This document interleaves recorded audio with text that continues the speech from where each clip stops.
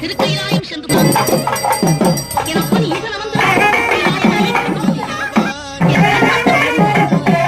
இனி கடவுளுடைய வேதத்தை அறிந்து என் அப்பனை கொடு இந்த ஏழைக்கு அருள் செய்ய என்று வேண்டிக் கொள்கிறேன்.